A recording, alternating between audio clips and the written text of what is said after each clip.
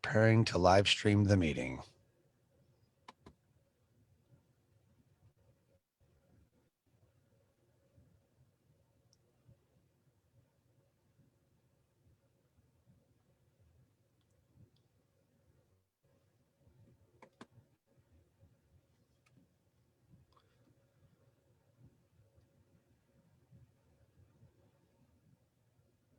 Says we're live on Facebook. So, with that, what's up, buddy? How you doing? Living the dream. Living the dream. I love it. Living the dream. So, things are going man, it's been amazing ride, man. We met at probably online, probably Facebook, whatever, and then we hooked up at a couple live events. And man, it has been absolutely amazing watching you grow in all different directions, watching you coach people on what you're passionate about, what you know a lot about. I've been interviewed by you. Now I get to interview you for a second time because you were on a show that I had hosted before called Life Transformation Radio. Rocked it, knocked it out of the park. And we're here again interviewing you for a certain launch that we're going to get to in a minute, but I want to refresh everybody's memory and talk about real quick, Corey, TEDx speaker, TEDx coach, businessman, entrepreneur, and kick-ass guy, friend, man himself. So talk about that for a little bit, man. How'd you get into speaking and TEDx, and why TEDx specifically? Wow. So there's definitely different answers for both of those. I got into speaking for a different reason than why TEDx. You know what, Sean? It's really weird to say this, and it confuses people sometimes when I say it, but I actually got tricked in a lot of ways into speaking. But how I got tricked into speaking was because I got tricked into performing stand-up comedy. And so that's the part where it gets people confused. Like, how could you get tricked into either? But what happened was I had this fear of speaking in public, and I had put a stage play in a Fringe Fest, and I was terrified of getting on the stage. I was the writer director, and I didn't want to be in front. I wanted to be behind the scenes. But what happened was one of the actors sprained his ankle. He was the lead actor. He couldn't do all the costume changes quick enough. So I had to write a part for myself who didn't want to be in the play.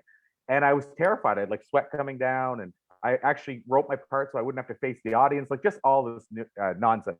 And so I asked one of the actors at the end of the stage play run, how can I get over this? And he said, I don't know if this will help, but I'm doing a stand-up comedy workshop at the local university. You want to give it a try?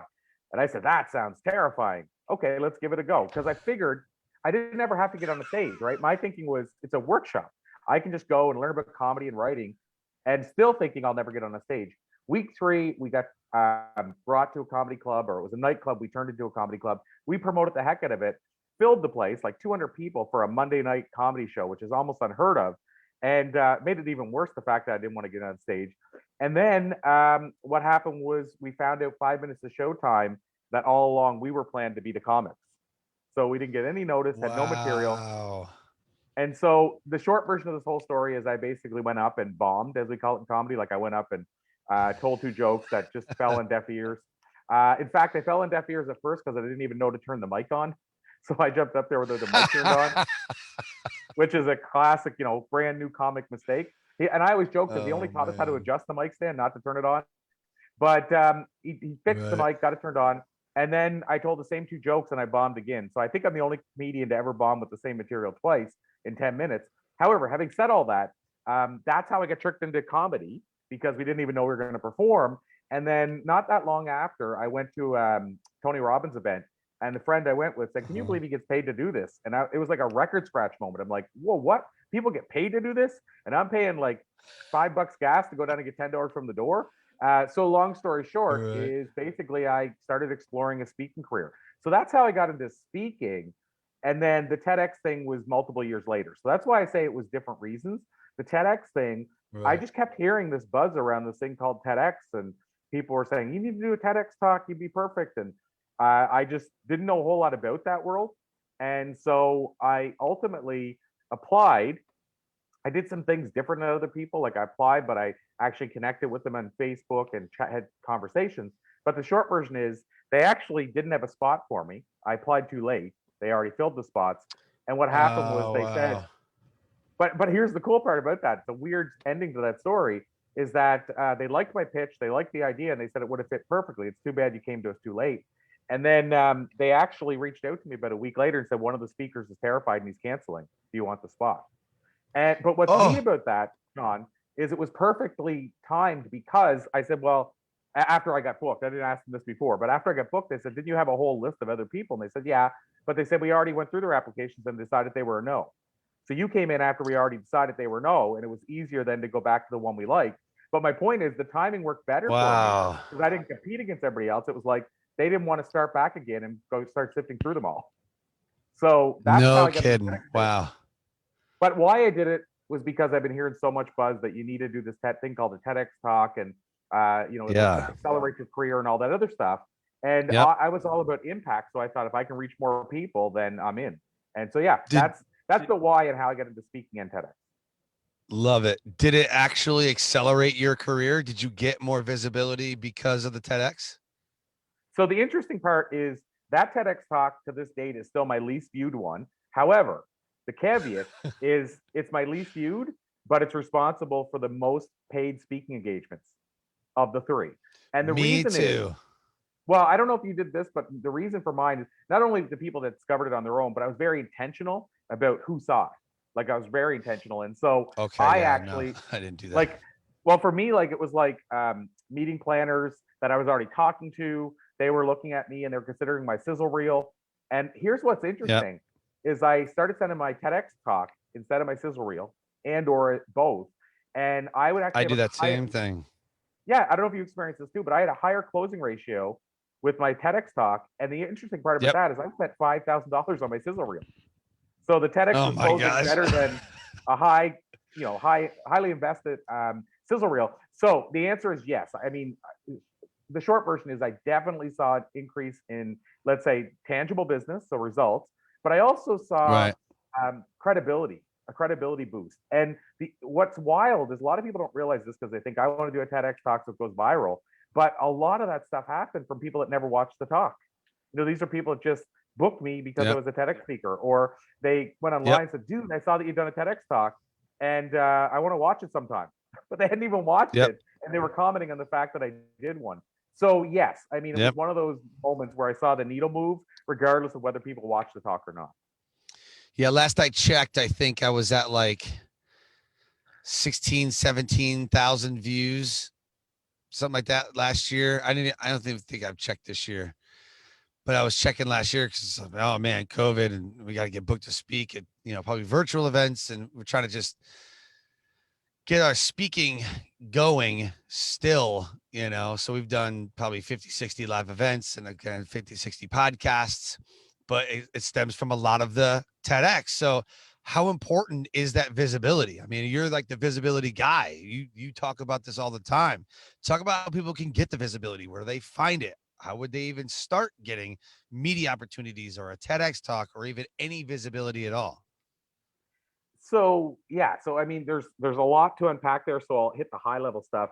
Yeah, As far as visibility, and I'll tie it into credibility. Those two together, I feel they go hand sure. in hand. So obviously, there's the low hanging fruit answer, Sean, that both of us are in the world of is podcasting. That's Yep. obviously it's a. I mean, there's nothing growing faster especially in the media type world. So as Steve Olsher calls it, new media. I mean, that's one answer, and I can give people a hack for that. But I will say this: both of them go hand in hand because of what I mentioned earlier. A lot of people won't watch the thing that they see you as credible for, or they won't read the thing that your credibility came from, but they still give you the credibility. So what I mean is you could have a book out and it becomes a Wall Street Journal USA Today best-selling book. They might never read it, but they still see you as the Wall Street Journal USA Today best-selling author. Mm-hmm. So that's why I tie the two of them together. So I'll give you an example of how you can get visibility and credibility combined. So one of the things I talk to people about, and you give me the segue without intending to, because I talked about having an as seen on banner and the power of it. And you have one behind you right now as we're talking, as I I live and do. breathe. So, but Sean, I bet you if we surveyed people that were watching this right now, a large percentage, if not all, would say that boosts your credibility in their eyes if they haven't seen that banner before. Like seeing that behind you increases your credibility. So here's the interesting part. You probably know this. Most people don't do that. And I'm talking most experts, influencers don't have an as seen on banner. However, every top influencer does. And when I say that, I mean, I'm not saying that the person that doesn't have it's not a top influencer. I just mean every top influencer that I can name that's impacting millions of people today has an as seen on banner. So, if you go down the list of Les Brown, Bob Proctor, JJ Virgin, and you could just go and go. And Steve Olsher, our buddy with New Media Summit, they all have as seen on banners. Think about Steve's intro when you do New Media Live. I mean, Steve has that intro with him, with Tony Robbins, JJ Virgin. That's building credibility for him before he opens his mouth. So what I'm going to suggest is here's a way to get both at once very easily for no money.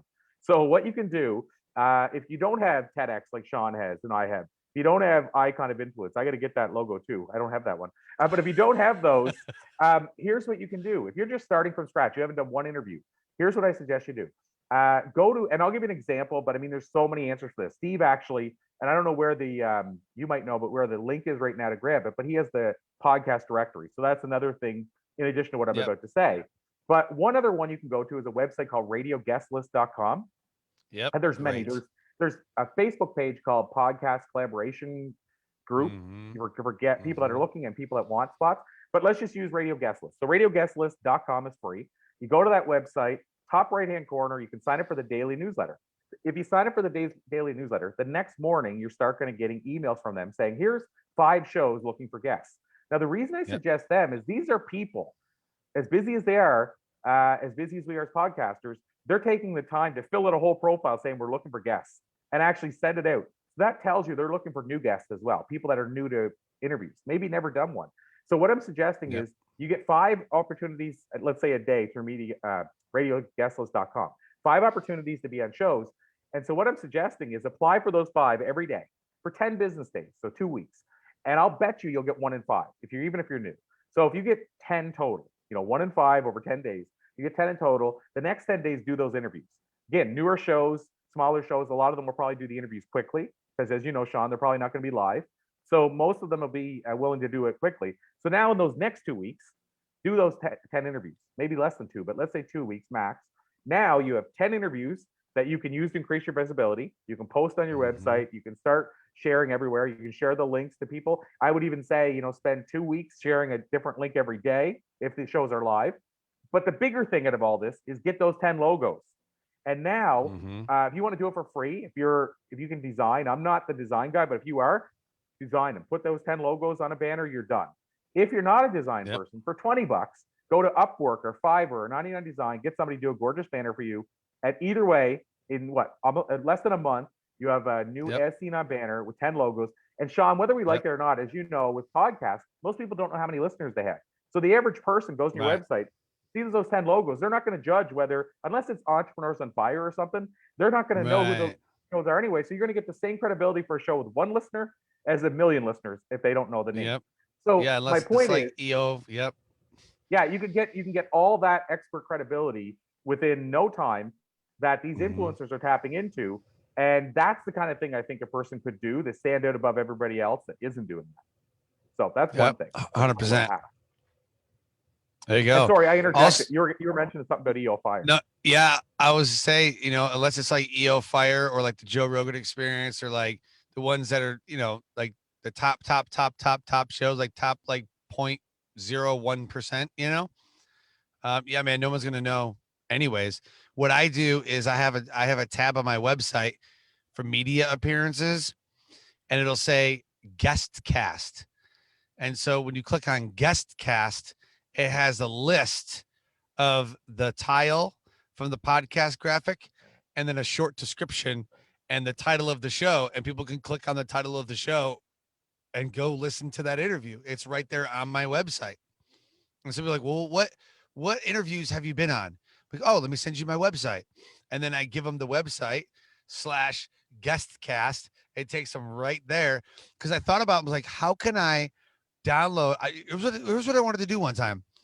I wanted to create a podcast so that, and have its own RSS feed and everything, so that I would download everybody's episode that I was on and somehow download the audio and then re-upload it into my podcast called Guest Casting with Sean Douglas. Ooh, I like that.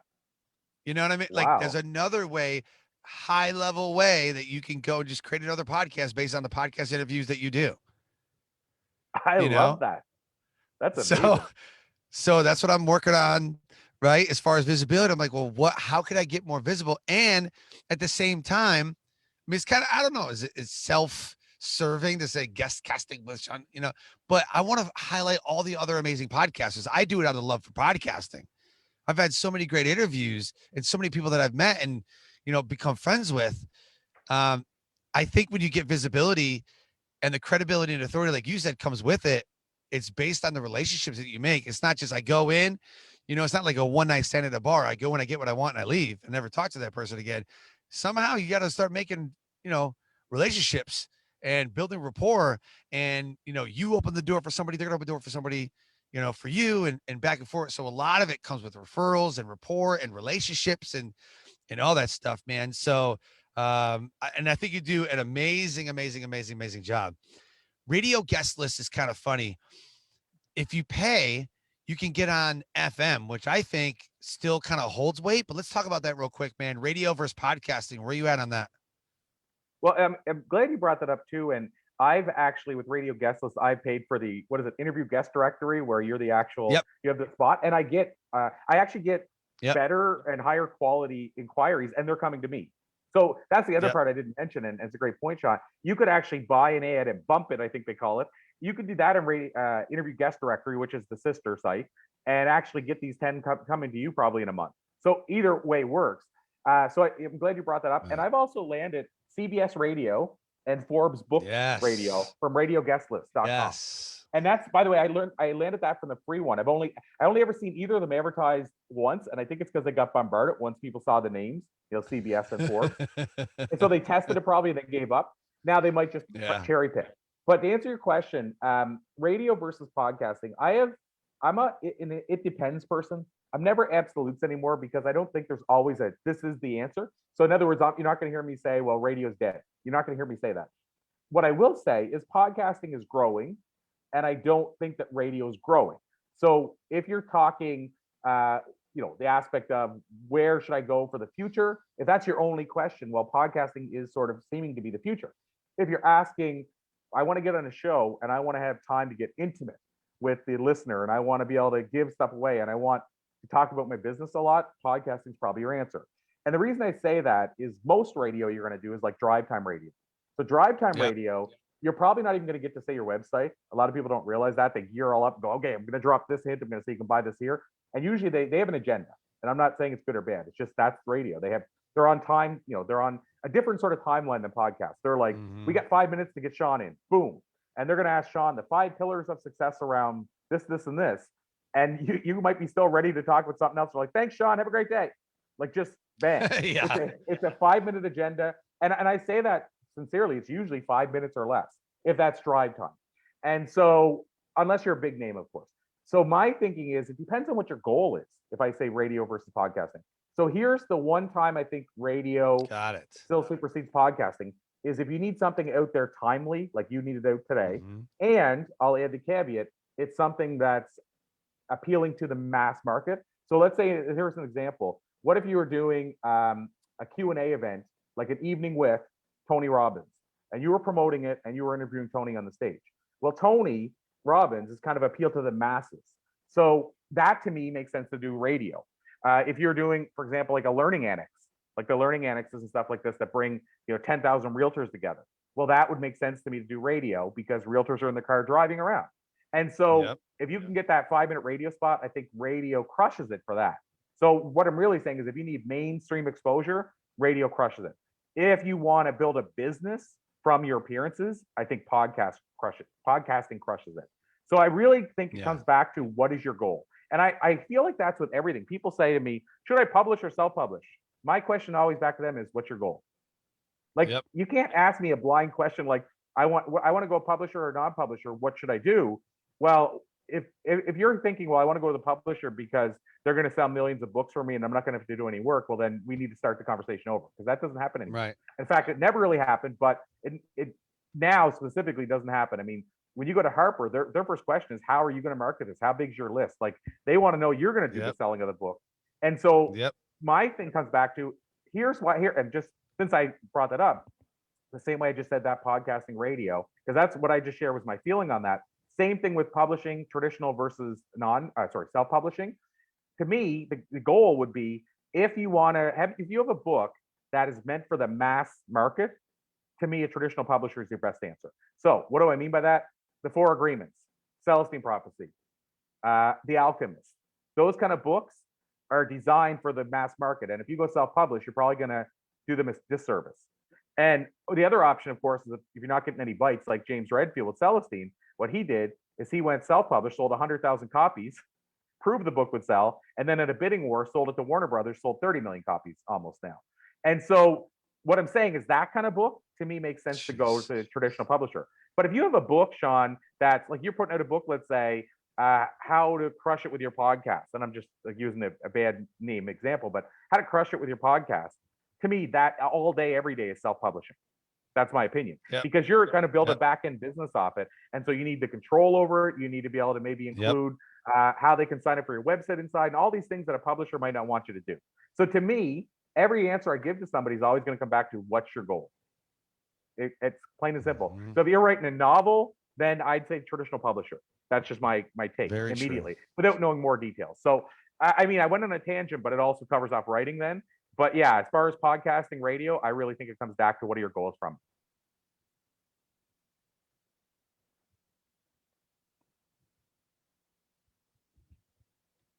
Oh, did we freeze up?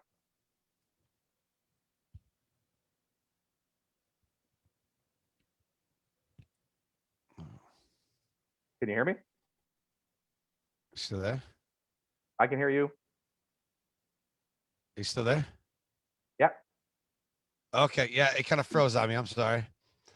I caught the last part that froze. No, it's all good. And I just finished off saying, from your original answer, that's my thoughts, is podcasting versus radio. It really depends on what your goal are. Yeah. But hopefully I also outlined, you know, if your goal is this, go this route. If it not, go the other route. And I should add too, if you're trying to build an email list or send people to a page to learn more, where they're signing in for something and getting a gift, that's the other time I would say podcasting. Right. 100%. Yeah, I'm glad that you segued that between podcasting and radio and publishing and self-publishing, because we're kind of the same way. Like, we'll self-publish some books, and then people are like, well, I think this book should be, a New York Times bestseller. And I'm like, cool. You got to sell X amount of copies in an X amount of time, or just pay $250,000. You could be a New York Times bestselling author. Like, it's whatever you want to do. But what is that New York Times bestselling look, the logo, the cover, the whatever? What's it going to do for you? I can tell you right now that because I got a TEDx talk, I do get some speaking engagements. Not as many as the day after I did a TEDx talk, or the month after, or the year after, it's a consecutive thing. You have to keep doing it.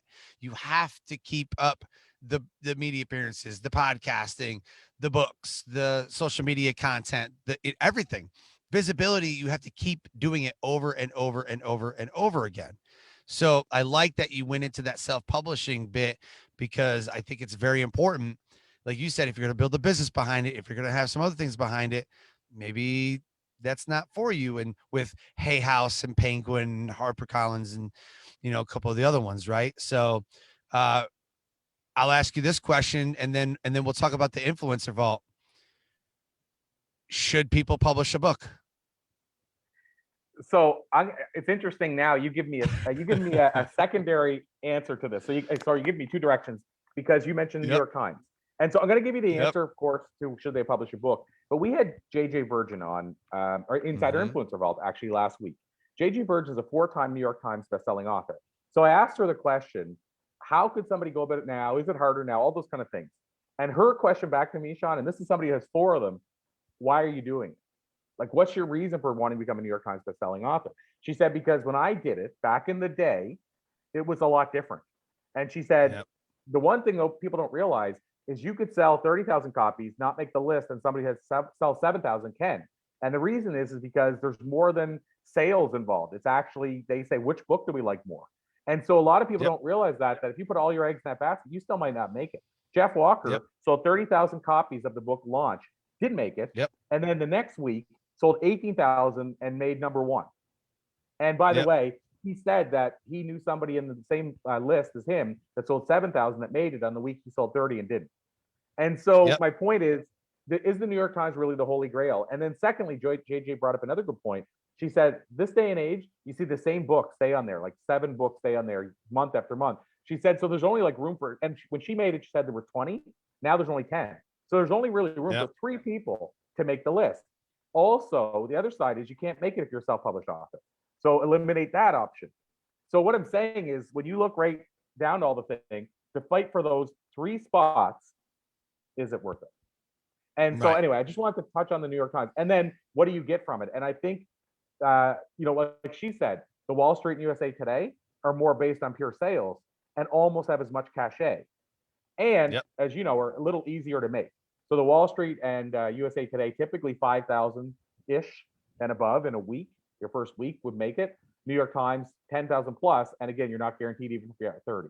So just a little add on to that New York Times thing is that I think people set that because, to your point, it's like almost like a vanity thing. Like, I need to make that list and it'll do everything for me. And what she was pointing out is it's harder to make the list now. A lot of people know it's not based on sales. And so is it really worth all that time when you could invest that same time doing something else that might bump the needle more? So that's the New York Times. Just my thoughts on it based on somebody who was on it 4 times in a row consecutively. The secondary part. Plus, I want to interrupt real quick. Plus, you can't buy your way onto the Wall Street and the USA Today that I'm aware of.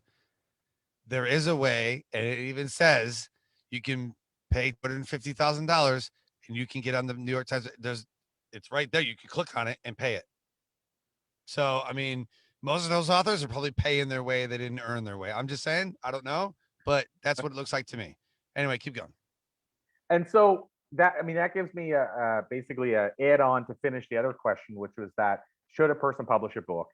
And I mean, my easy answer would be to say, like, my inclination to jump in would be to say yes, even without the it depends, because now I'm going to go 2 directions. So here's why I think it's yes. So it's yes if you are an expert, an entrepreneur, a podcaster, anything where you're building a business yourself. I feel a book, whether self-published or published, is never going to hurt you unless it's even, you know what, I'll even say, even if it's a poorly written book. I mean, I don't want anybody to write a poorly written book, but even if it's a poorly written book, most people don't read them cover to cover. So, and I hate saying that, but what I'm saying is that I forget the numbers that they said. I was just watching something where they did the stats on this, but it was like 85% of people that buy a book don't read it cover to cover. It's something crazy like that. Like, it's a really high number that don't read your whole book. So what I'm saying is even a poorly written book is still going to get you credibility with the people that don't read it and have it on the shelf. Now, it's going to hurt you because you're not going to get good reviews and all those other things. We want to write a good book. But to answer your question, I think every expert should have a book because it's the best business card you'll ever get. And, I say that Robert Kiyosaki, who wrote Rich Dad Poor Dad, said that book was the best business card he ever invested in. Ironically, he sold 26 million copies. Usually somebody sells 26 million copies of the book wouldn't call it a business card. But he still said it opened doors he could never open on his own without the book. But look at it this way.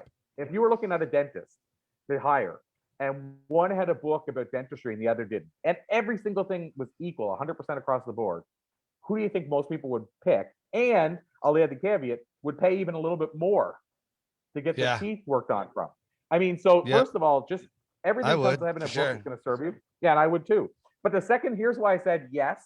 And because now we have a whole other crew of people who maybe aren't running a business, or maybe you could say don't have a specific need for a book.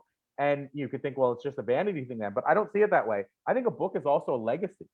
So I think everybody should have a book because your family has this thing that they can read with your writing in the future. And so I think even, this is my opinion, I'm not saying how much you should pay for that book. You could write it yourself completely.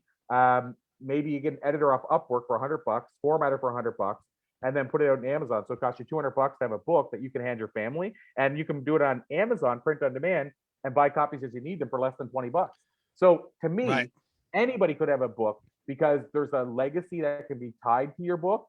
And, just to finish that off, I'll say I was interviewing a year and a half ago, maybe 2 years ago, Serena Dyer.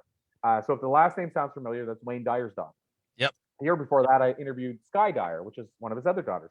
Yep. They shared with me, specifically Serena, how she hadn't read any of her dad's work before he passed away.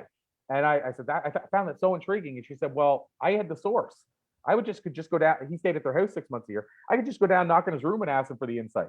Why would I read the book?" Yep. But she said when he passed away, the family got so much comfort in reading his work, and some of them are like, "Wow, I had no idea. Now I know how other people viewed my father." My point is, even Wayne Dyer, that became a legacy for his family, even though he impacted millions of lives with his writing. So my answer, Sean, is think everybody has a book in them. Everybody has a story. It could be a great legacy project. I'm not saying everybody should or will write a book, but I'm saying I think I should, but I mean, not everybody will write a book and not everybody can write a book, but I think everybody should write a book, if that answers the question fairly. Yeah. I say the same thing about podcasting. I said, man, I think everyone needs a podcast. I just don't think everyone should. Interviewing skills comes into play, right? The content may be like, what do you like? This is horrible. Like, what do you do? Right? It could just be something that is just a waste of a time, whatever. And you said, about bad books.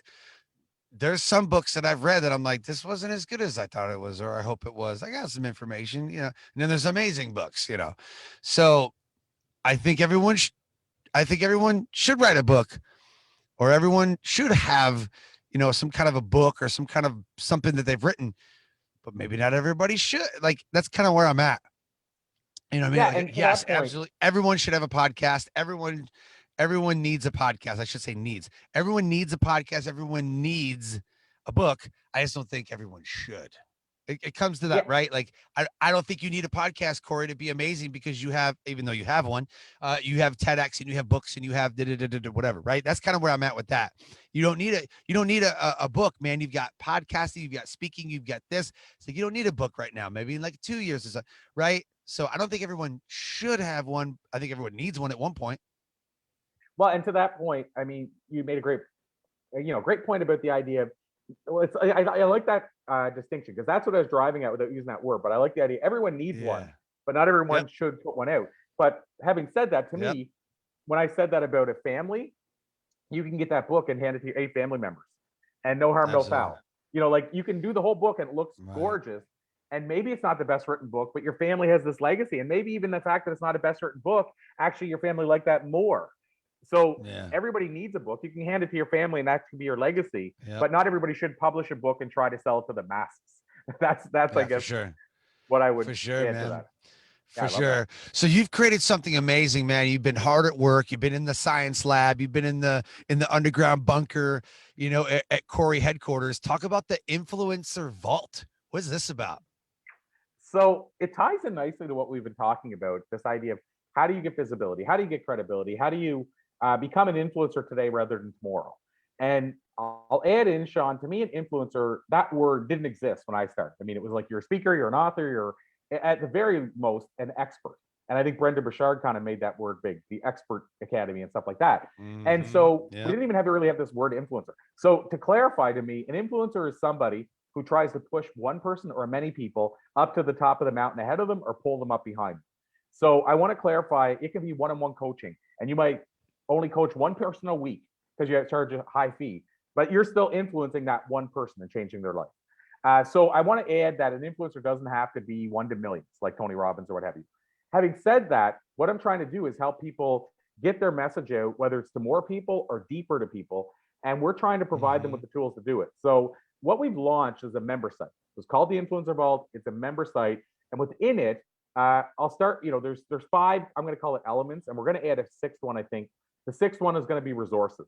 So if you want to use like freelance services, here's where you go. Like, just to save people having to research this stuff on their own. That to me is a big part. Is we're all so consumed these days, so busy, we're bombarded. I'll talk to people and they say, I'm too busy for a member site, and then I'll say, how are you spending your time? And they'll say, well, I'm pitching podcasts. I'm searching for leads. And well, we want to save you from doing that. That'll save you time with another member site rather than adding time.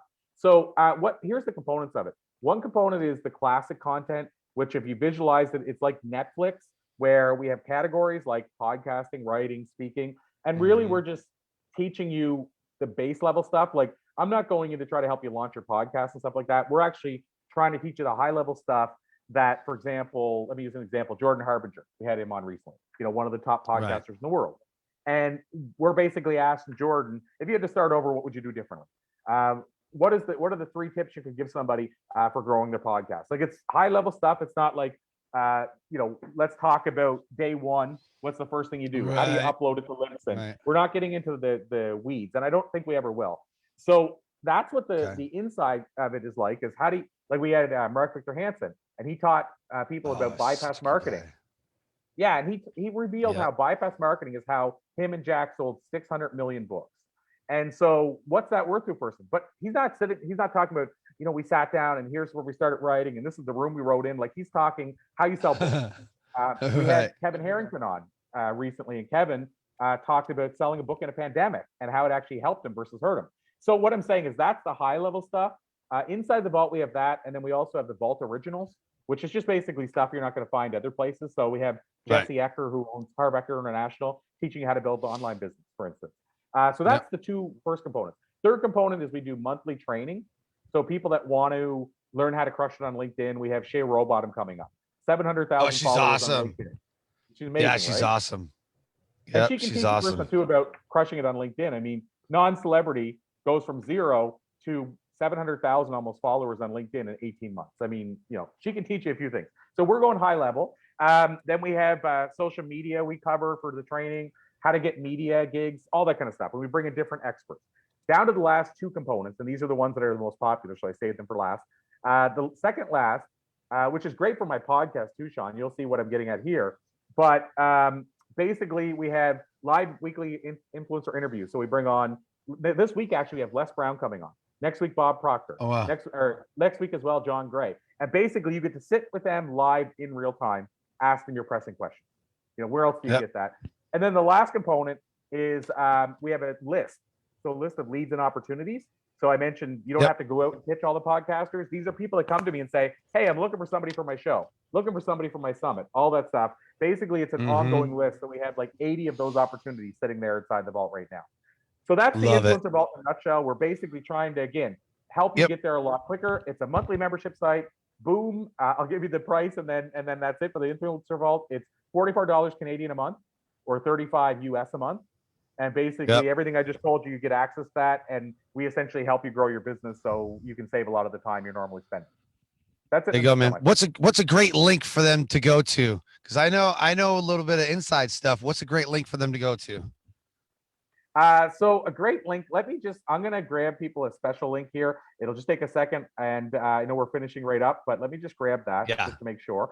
And yeah, I mean, it's right now, we've tested it with 100 people. We've been running it kind of as a soft launch for the last month, and now we're ready to go big time. So I'm just grabbing the link. I have a few seconds. And so, Sean, I'll put it in here, but then should we also put it on the Facebook as well? Yep, I'll put it on the Facebook, and then we'll put it on YouTube. We'll put it in the podcast notes. We'll put it everywhere. Okay, so here's the link right there. Can you see it? There we go. Got it. So people go on there. What happens is they'll get access to a free top 10 insights guide and some free videos, and it'll redirect them to the page for the vault, and they can sign right up there if they have interest doing that or read more about it.